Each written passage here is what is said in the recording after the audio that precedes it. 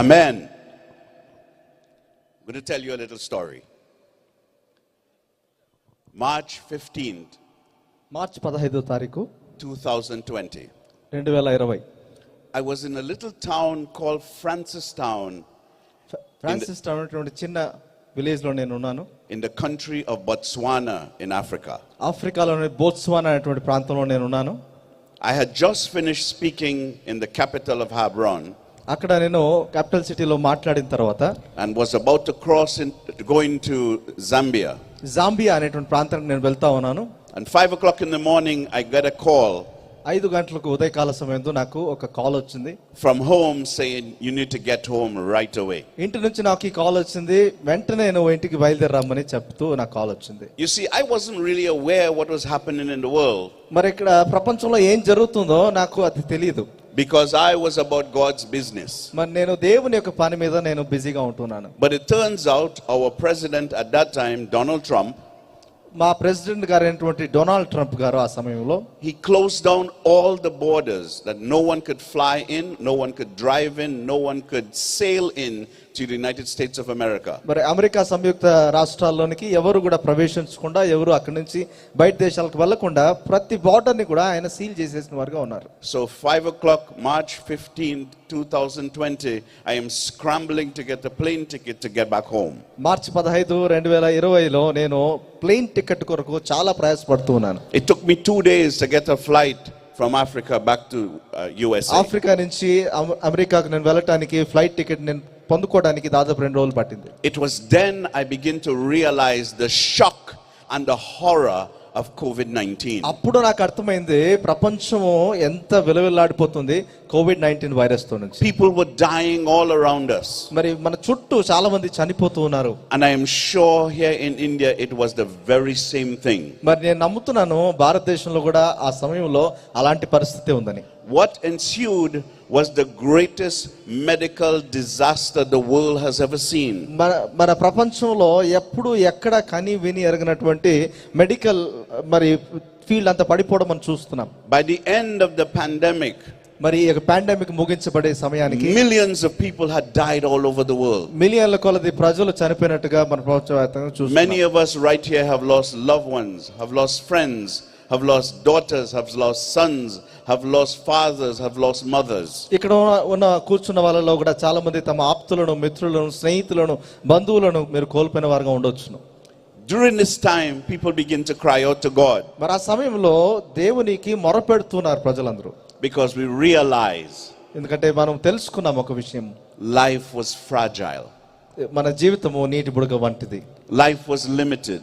మన జీవితము చాలా అల్పకాలమైనటువంటి. Even if we thought we would live forever, we realized that was not the case. మనము సదాకాలము జీవిస్తామని అనుకుంటున్నప్పటికీ కూడా అది మన ముందుగానే అది మరి లైగా కనిపిస్తుంది మనకు. You see, the Bible tells us it is appointed unto man once to die, but after that he stands before God in judgment.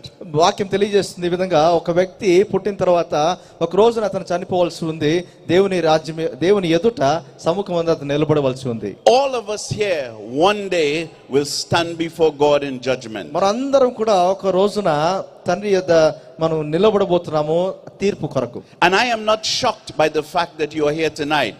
మీరు ఇక్కడ ఉండడాన్ని బట్టి నేను ఆశ్చర్యానికి గురి కావటం లేదు. Because you see, Jesus loves you. ఎందుకంటే యేసు ప్రభువు వారు మిమ్మల్ని ప్రేమిస్తున్నారు. And he does not want you to die and be separated from him for eternity. మరి మీరు దేవునికి విరోధంగా ఉండి దేవునికి వ్యతిరేకంగా మీరు ఉండాలని ఆయన కోరుకోవట్లేదు కానీ. So during the day today the Holy Spirit began to woo you and bring you here tonight. మరి ఈ రోజు అంతట్లో కూడా పరిశుద్ధాత్మ మిమ్మల్ని ప్రేరేపిస్తూ ఈ రోజు ఈ సాయంకాలం మిమ్మల్ని ఇక్కడికి తీసుకుని వచ్చారని నమ్ముతున్నాను. You see, right now you are a prisoner of the Holy Spirit. ఇప్పుడు మీరు పరిశుద్ధాత్మ యొక్క ఆధ్వర్యంలో ఉన్నారు.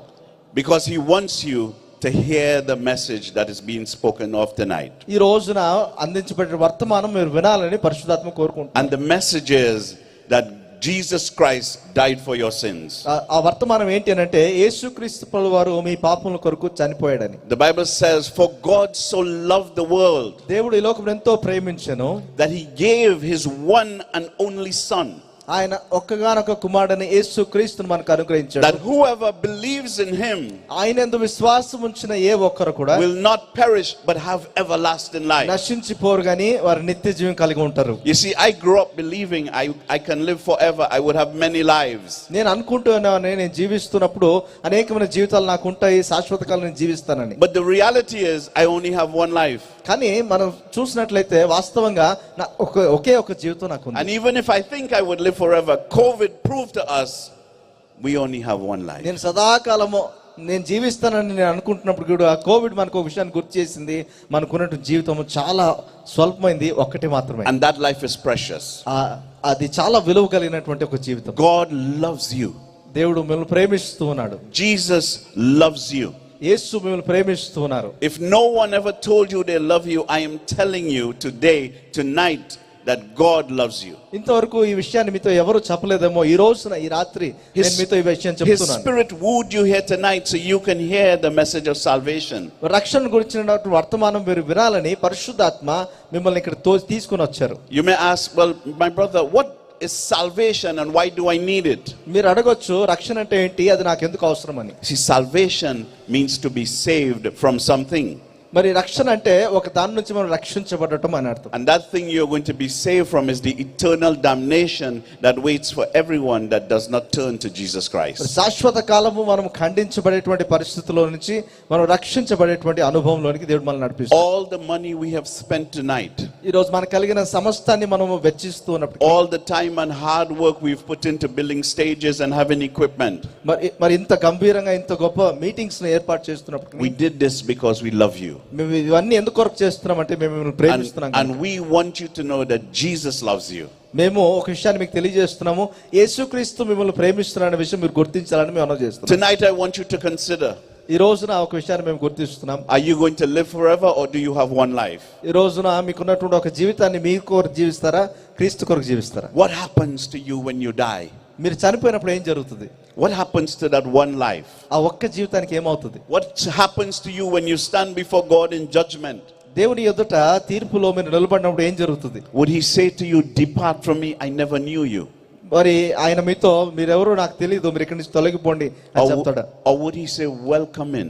లేకపోతే నా ఎద్దుకు రా అని ఆహ్వానిస్తాడా? Welcome my child. నా కుమారుడా, నా కుమార్తె రా, నా ఎద్దుకు రండి అని I have prepared a place for you. మీ కొరకు ఒక స్థలాన్ని నేను సిద్ధపరిచి ఉంచాను. I laid a case before you tonight that I want you to consider. ఈ రోజున ఒక ప్రస్తావన మీ ముందు నేను ఉంచుతున్నాను. And that case is that we have one life. ఆ ప్రస్తావన ఏంటంటే మనకున్నట్టు ఒకే ఒక జీవితం.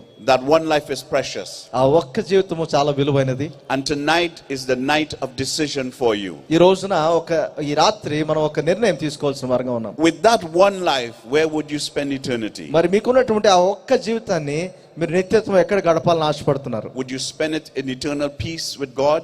దేవునితో నిత్యత్వం సమాధానం కలిగి జీవించాలని ఆశపడుతున్నారా? Or would you spend it in a godless eternity? లేకపోతే దేవుడు లేనటువంటి ఆ నిత్యత్వంలోనికి మీరు వెళ్ళాలని ఆశపడుతున్నారా? I lay that challenge before you tonight. ఈ రోజున మీ ఎదుట నేను ఒక సవాలును మీకు విసురుతున్నాను. And I say to you, నేను ఒక విషయాన్ని మీకు చెప్తున్నాను, consider Jesus.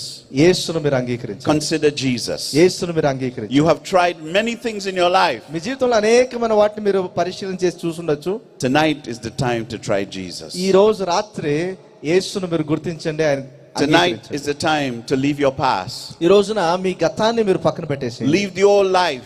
మీ యొక్క జీవితాన్ని మీరు పక్కన Leave పెట్టేసి, the old beliefs and systems. మీకున్నటువంటి ప్రతి విధమైన ఆలోచనలు పద్ధతులు అన్ని పక్కన పెట్టేద్దాం. Look unto Jesus. యేసు వైపు చూద్దాం. The Bible says he's the author ఆయన వాక్యం చెప్తుంది ఆయన కుమ్మరిగా ఉన్నాడు and the finisher of our faith. ఆయన మన విశ్వాసాన్ని ఆయన సమాప్తి చేయవాడుగా ఉన్నాడు. That means your entire faith, your entire destiny is wrapped up on how you respond to Jesus. మీరు యేసుకు ఎలా మీరు ప్రతిస్పందిస్తారో దాన్ని బట్టి మీ జీవితము లేకపోతే మీ గమ్యం ఆధారపడి ఉందనే విషయాన్ని గుర్తించండి. Amen.